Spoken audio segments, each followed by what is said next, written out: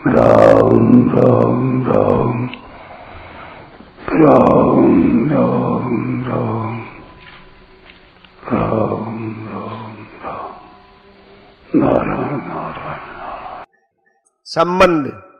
शास्त्र विधि का त्याग करने से मनुष्य को सिद्धि आदि की प्राप्ति नहीं होती, इसलिए मनुष्य को क्या करना चाहिए इसे आगे के श्लोक में बताते हैं। तस्मात् शास्त्रं प्रमाणं ते कार्य व्यवस्थितौ ज्ञात्वा शास्त्र विधानोक्तं कर्म कर्तुमिहार्हसि। अतः तुम्हारे लिए कर्तव्य अकर्तव्य की व्यवस्था में शास्त्र ही प्रमाण है, ऐसा जानकर तुम इस लोक में शास्त्र विधि से नियत कर्तव्य कर्म करने योग्य है, अर्थात तुझे शास्त्र विधि के अनुसार कर्तव्य कर्म करने चाहिए। व्याख्या। तस्मात् शास्त्रम प्रमाणं ते कार्य व्यवस्थितौ। जिन मनुष्यों को अपने प्राणों से मोह होता है वे प्रवृत्ति और निवृत्ति, कर्तव्य और अकर्तव्य को न जानने से विशेष रूप से आसुरी संपत्ति में प्रवृत्त होते हैं।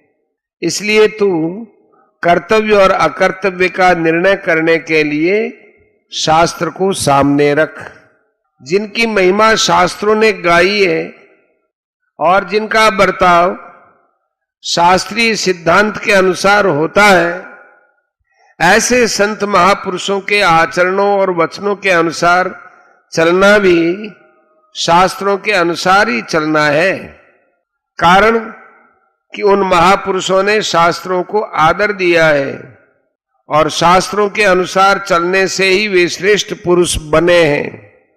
वास्तव में देखा जाए तो जो महापुरुष परमात्म तत्व को प्राप्त हुए हैं, उनके आचरणों, आदर्शों, भावों आदि से ही शास्त्र बनते हैं।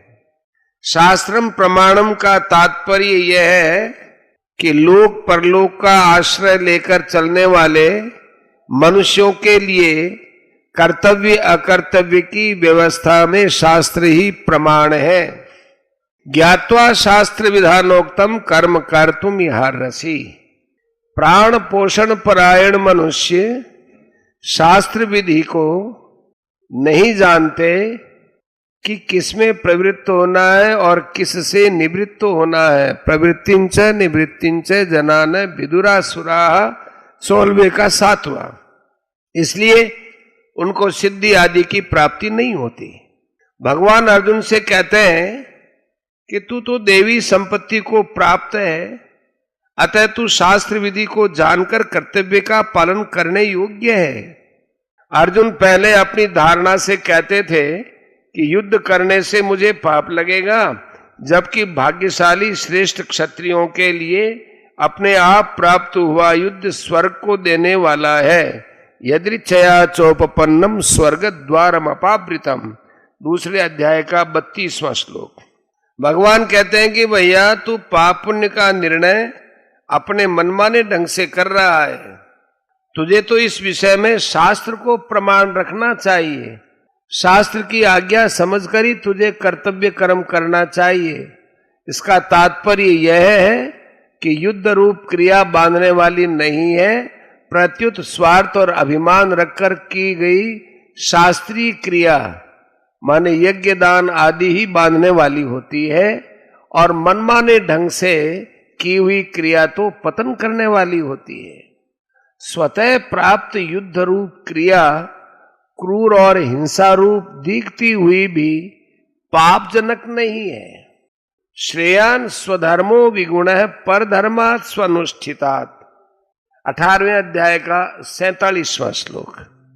तात्पर्य यह है कि स्वभाव नियत कर्म करता हुआ स्वार्थ रहित मनुष्य पाप को प्राप्त नहीं होता। ब्राह्मण, क्षत्रिय, वैश्य और शूद्र इनके स्वभाव के अनुसार शास्त्र ने जो आज्ञा दी है उसके अनुसार कर्म करने से मनुष्य को पाप नहीं लगता। पाप तो लगता है स्वार्थ से, अभिमान से, दूसरों का अनिष्ट सोचने से। मनुष्य जन्म की सार्थकता यही है कि वह शरीर प्राणों के मुंह में न फंसकर केवल परमात्मा प्राप्ति के उद्देश्य से शास्त्र विहित कर्मों को करे। परिशिष्ट भाव। 7वें श्लोक में भगवान ने कहा था कि आसुर स्वभाव वाले मनुष्य कर्तव्य अकर्तव्य को नहीं जानते। यहां भगवान बताते हैं कि वह आसुर स्वभाव शास्त्र के अनुसार आचरण करने से ही मिटेगा। यहां शंका हो सकती है कि जो शास्त्र पढ़े हुए नहीं है उनको कर्तव्य का ज्ञान कैसे होगा। इसका समाधान है कि अगर उनका अपने कल्याण का उद्देश्य होगा तो अपने कर्तव्य का ज्ञान स्वतः होगा, क्योंकि आवश्यकता आविष्कार की जननी है। अगर अपने कल्याण का उद्देश्य नहीं होगा तो शास्त्र पढ़ने पर भी कर्तव्य का ज्ञान नहीं होगा, उल्टे अज्ञान बढ़ेगा कि हम अधिक जानते हैं।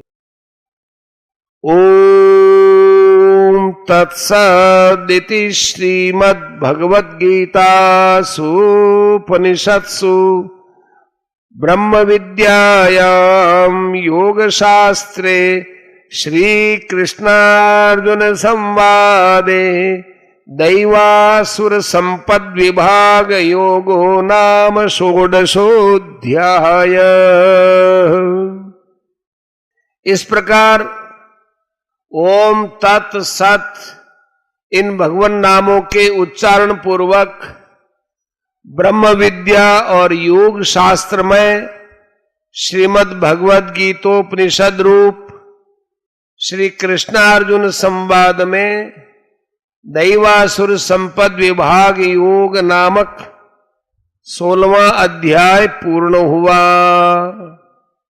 इस 16वें अध्याय का नाम दैवासुर संपद विभाग योग है, क्योंकि इस अध्याय में जो दोनों संपत्तियों का वर्णन हुआ है वह परस्पर एक दूसरे से बिल्कुल विरुद्ध है। अर्थात देवी संपत्ति कल्याण करने वाली है और आसुरी संपत्ति बांधने वाली तथा नीच योनियों और नरकों में ले जाने वाली है। जो साधक इन दोनों विभागों को ठीक तरह से जान लेगा वह आसुरी संपत्ति का सर्वथा त्याग कर देगा।